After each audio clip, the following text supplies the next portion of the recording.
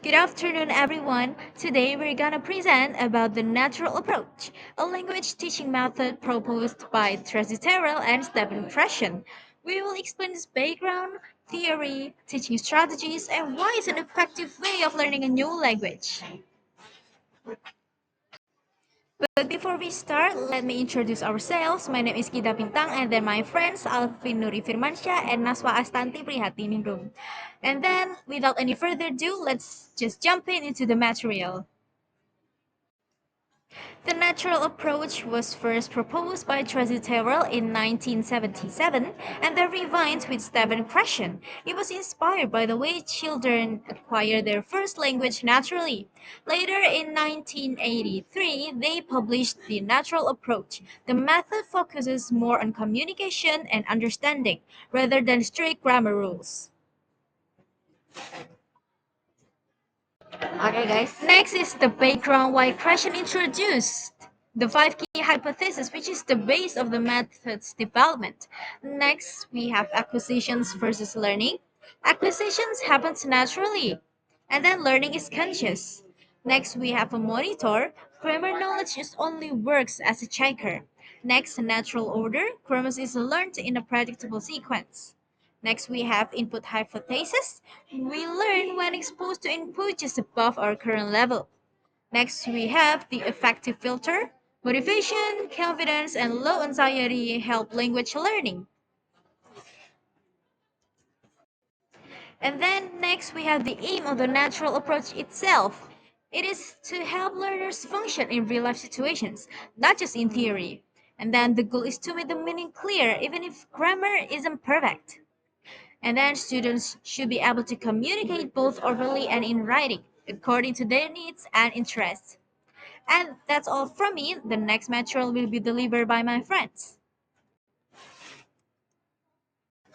My name is Alvin. Next syllabus. The syllabus is not based on grammar but on communication goals.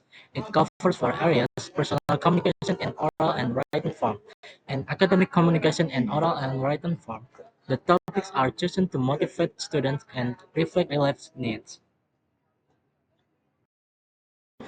Next, learning and teaching activities. In class, teacher focus on comprehensible input using pictures, objects, role plays, games, and problem-solving activities. Learners are not forced to speak until they feel ready, which lowers anxiety and builds confidence. Group work and class in discussion are also common. Next, stages of acquisition. There are three stages. First, pre-production, where students listen and act but don't speak yet. Second, early production, where they give short answer or phrases. Third, speech immersion, where they can role play, share personal info, and solve problems. For the next material will be continued by my friends. My name is Nasywa Astanti, Prihatiningrum with the number 199. I will continue these presentations. For these slides, I will explain about roles. There is two roles from the learners and the teachers. In this method, learners set their goals, decide when to start speaking, and join communicative activities. Teachers provide input, create a relaxed environment, and organize further activities. Instructional materials include provide visualizations and make learning activities relevant to real-world situations. For the next slides, from procedures and techniques. For examples include total physical response using props, visuals, magazines, pictures, and conditional comments. So these activities make input meaningful and fun while reducing stress. In conclusion, the natural approach mimics how people naturally acquire language. It values comprehension before productions and communication before grammar. Success depends on comprehensible input, motivations, and confidence.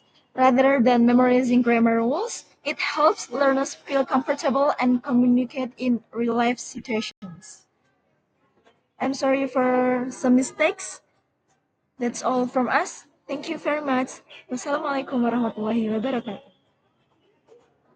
Thank you.